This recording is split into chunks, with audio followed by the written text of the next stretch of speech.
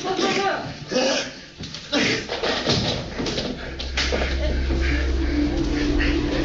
ko lang naman yun dahil sa pamilya ko eh!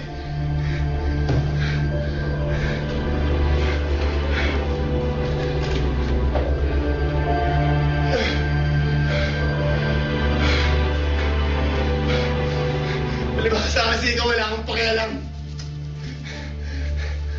Siguro pati sa pamilya mo wala ka rin pakialam. Bawain mo sinabi mo. Bakit? Guilty ka?